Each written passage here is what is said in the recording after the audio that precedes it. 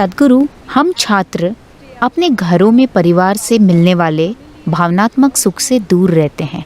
अपने करियर के लिए हम बेहतर अवसर की खोज में बाहर जाते हैं। उसमें हम विपरीत लिंग का साथ खोजते हैं।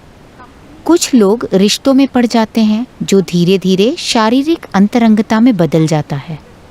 सद्गुरु, सवाल ये है कि फिर हम एक पीढ़ी के रूप में इस पर खुलेआम चर्चा क्यों नहीं कर सकते, या शादी से पहले सेक्स आज भी एक अपवित्र चीज मानी जाती है? देखिए, ये किसी तरह का नुस्खा नहीं है। हर व्यक्ति की अपनी जरूरत होती है।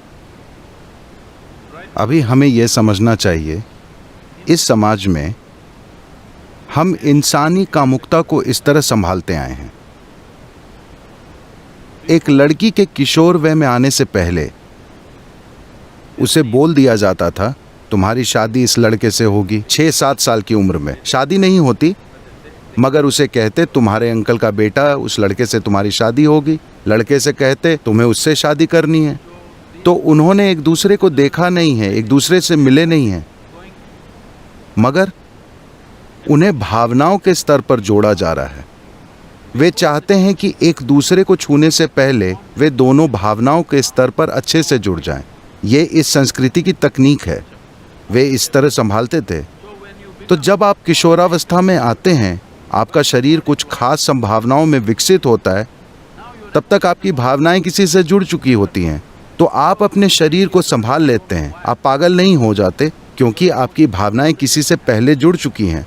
तो 15-16 साल का होने पर लड़की की शादी कर दी जाती है। 17-18 साल का होने तक लड़के की शादी कर दी जाती है। फिर वे खेती या कारोबार या किसी और गतिविधि को अपनाते हैं। तो युवाओं के जीवन का एक महत्वपूर्ण पहलू सुलझा दिया जाता है। एक चीज़ है भावना, दूसरी चीज़ है शारीरिक ज़रूरत। दोनों को कम उम्र में हल कर दिया जाता है। और उन दिनों 1-2 साल में बच्चे आ जाते थे, तो वो व्यस्त हो जाते थे और जीवन चलता रहता था। ठीक है, आज हमारा जीवन बदल गया है, क्योंकि जब तक आप शिक्षा पूरी करते हैं, अधिकांश लोग कम से कम 24-25 साल की उम्र में होते हैं। पीएचडी का मतलब है 30-35, मैं नहीं जानता कितनी। ये इस पर निर्भर करता है कि आपके प्रोफेसर कितने उदार हैं।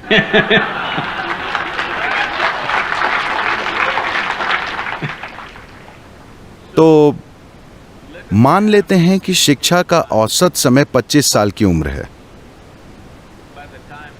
जब तक उन्हें रोजगार मिलता है और वे कहीं सेटल होकर आर्थिक सुरक्षा पाते हैं, वे 30 साल के हो जाते हैं। ठीक है, इंसान के हार्मोन 15 से 30 साल के बीच सबसे चरम पर काम करते हैं। आप लोगों को साधुओं की तरह जीना नहीं सिखा रहे। आप उन्हें कोई साधना नहीं सिखा रहे जिससे वे अपनी ऊर्जा को किसी दूसरी संभावना में बदल सकें और कुछ और प्राप्त कर सकें। ऐसी कोई चीज़ नहीं है। और लड़के लड़कियों के बीच नज़दीकी है। अगर आप इस चीज़ का हल नहीं खोजना चाहते, तो आप एक अस्वस्थ समाज बनाएंगे।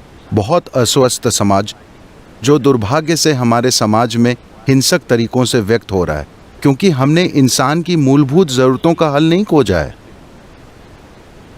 पहली चीज़ है पोषण। अगर पोषण की समस्या हल हो जाए, आपको समझना चाहिए, पोषण का मतलब है जीवन चलाना। एक बार जीवित रहने की प्रक्रिया का हल हो गया, तो कुदरती रूप से ये प्रजाति कोई एक व्यक्ति नहीं, आप जिस प्रजाति के हैं वे प्रजनन की इच्छा करती है। इसे इसी तरह बनाया गया है। ये प्रजनन की चाहत इस प्रजाति के जीवित रहने के लिए है। अगर लोग प्रजनन नहीं करेंगे तो मानव नस्ल खत्म हो जाएगी, है ना? तो आपका शरीर और दिमाग कई चालें चलते हैं, और जब आप किसी को देखते हैं तो अचानक आपको लगता है वे सबसे खूबसूरत हैं, अचानक आपको लगता है कि वे सबसे शानदार हैं। बाद में आपको कई चीज़ें पता चलती हैं। Many things. मगर शुरू में सब कुछ अस्पष्ट होता है। देखिए, मैं बताता हूँ, मान लीजिए आप 10-11 साल के हैं। उस समय आपने लोगों को देखा तो वे बहुत साधारण दिखे। अचानक 14 साल की उम्र में किसी के शरीर का हर छोटा उभार अपने आप में एक पूरी दुनिया हो जाता है,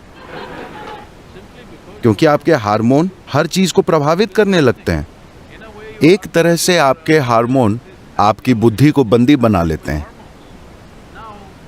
ये बुरा या अच्छा बताने की चीज नहीं है, ये एक कुदरती प्रक्रिया है।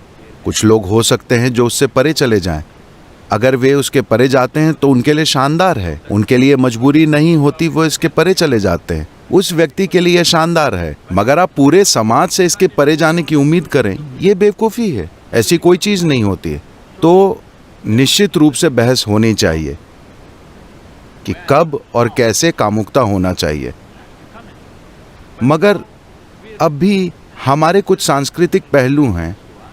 that we are an emotional lot. हम आज भी भावुक लोग हैं। जब चीजें जरूरी भावनाओं के बिना होती हैं तो लोगों को कष्ट होता है, ढेर सारे लोगों को। कुछ लोग इससे ऊपर हैं, मगर लोगों को कष्ट होता है। तो हमारे देश में, हमारे समाज में इस पर चर्चा होनी चाहिए कि सामाजिक ढांचे से कोई बड़ी तोड़फोड़ किए बिना इसका हल कैसे निकालें। आपको इस पर शोध करना चाहिए कि ऐसा कैसे करें। सद्गुरु, हालांकि आपके पिछले विस्तृत जवाब में मुझे अपने सवाल के जवाब की थोड़ी झलक मिल गई है, मगर फिर भी मैं पूछना चाहूँगी। तो मेरा ये विश्वास था, या वास्तव में मुझे ये विश्वास दिलाया गया कि एक जीवन में एक ही साथी होना चाहिए, मगर जब मैं देखती परखती हूँ तो ये पूरी तरह से एक ही साथी वाले संबंध अब नहीं दिखते। ये सोच ही खत्म हो चुकी है। आप इस बारे में क्या सोचते हैं? वो खत्म नहीं हुआ है, हो सकता है जेएनयू में खत्म हो चुका हो।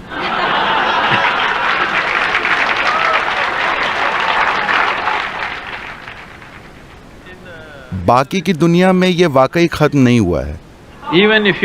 Even if you go to United States, चाहे आप अमेरिका चले जाएं, जहां इतना खुलापन प्रतीत होता है, वहां भी जब लोग शादी करते हैं तो उन्हें विश्वास होता है कि ये जीवन भर के लिए है। लेकिन हाँ, 2 साल बाद जीवन समाप्त हो जाता है, ये दूसरी बात है। मगर जब वे शादी करते हैं तो उन्हें यकीन होता है कि ये जीवन भर के लिए है। तभी वे हीरे पर पैसे खर्च करते हैं। उन्हें लगता है कि ये जीवन भर की बात है। वे हीरे खरीदते हैं, मगर दुर्भाग्यवश कई वजहों से रिश्ते बिगड़ जाते हैं। और इतनी आसानी से उनके बिगड़ने की एक वजह यह है कि लोग काफ़ी बड़ी उम्र में एक दूसरे से मिल रहे हैं। देखिए, जब लोग कम उम्र में मिलते थे तब उनकी शख्सियत ठोस नहीं होती थी। वे 17-18 की उम्र में मिलते थे, तब 2 लोग बहुत आसानी से एक हो जाते थे। अब वे 30 की उम्र में मिल रहे हैं, दोनों ठोस हो चुके हैं, 2 ठोस चट्टानें। मगर मैं देखता हूं कि अगर लोग कम उम्र में शादी करते हैं तो वे साथ निभाते हैं। अगर लोग 50 साल के बाद शादी करते हैं तो वे भी निभाते हैं, क्योंकि वे फिर नर्म हो जाते हैं, चट्टान पिघल जाती है। 30 से 50 के बीच की उम्र ठोस चट्टान की तरह होती है, मजबूत शख्सियत। तब टकराव होता है। अगर वे होशियार होंगे, इससे परे कुछ खोज लेंगे। खैर, एक विवाह हो या बहु विवाह या जो भी, अगर आप ध्यान दें तो हमें ये महत्वपूर्ण चीज समझने की जरूरत है कि हम सब यहाँ हैं, आप और मैं यहाँ हैं। इसका मतलब है कि कुछ समय पहले एक पुरुष और एक स्त्री का मिलन हुआ था। हो सकता है आप सोचे वे माँ बाप हैं, वे प्यार नहीं करते, वे सेक्स नहीं करते, वे कुछ नहीं करते, किसी पुजारी के मंत्र पढ़ने से शायद आप पैदा हो गए। नहीं, ऐसा नहीं है। किसी की शारीरिक जरूरत थी, उसे उन्होंने शादी से पूरा किया और इसलिए हम यहाँ हैं। और अब हम एक खास उम्र में, अपने जीवन के एक चरण में, जब आप 18 के हो जाते हैं तो आप हमेशा शादी के खिलाफ हो जाते हैं। लेकिन जब आप 3 साल के थे तो आप शादी के हक में थे, अपने माता पिता की शादी के हक में। जब आप 3 साल के थे तो क्या खुश नहीं थे कि आपके माँ बाप की शादी अच्छी चल रही है? हेलो।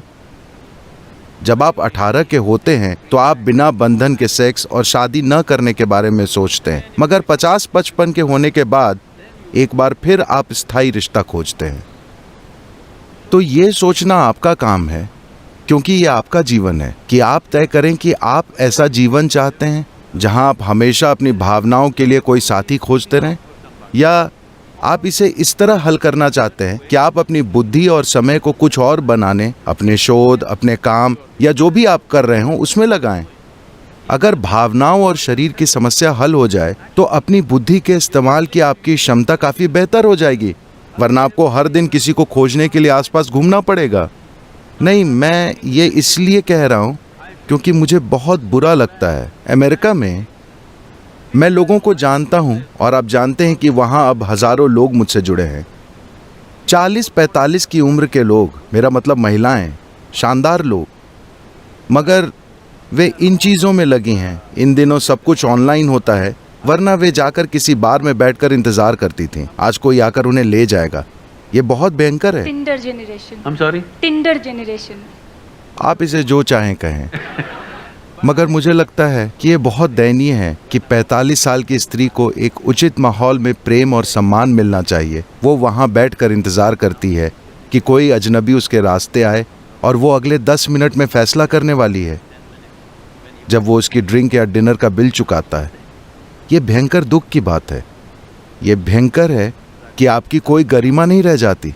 इसका मतलब ये नहीं कि हर कोई उस रास्ते पर जाए, मगर आपको कोई सामाजिक ढांचा तोड़ने से पहले सभी के कल्याण के बारे में सोचना चाहिए। आपको सोचना चाहिए कि उसके बदले एक बेहतर ढांचा ला सकते हैं या नहीं। जीवन के किसी भी चरण में हर किसी को समझना चाहिए, चाहे वो सामाजिक ढांचा या राजनीतिक ढांचा या समाज का मनोवैज्ञानिक ढांचा, उसे तोड़ने से पहले हमें सोचना चाहिए कि क्या हमारे पास बेहतर विकल्प है। एक वैकल्पिक प्रणाली के बिना अगर आप मौजूदा ढांचे को तोड़ेंगे जो काफी अच्छा चल रहा है, तो सब अस्त व्यस्त हो जाएगा।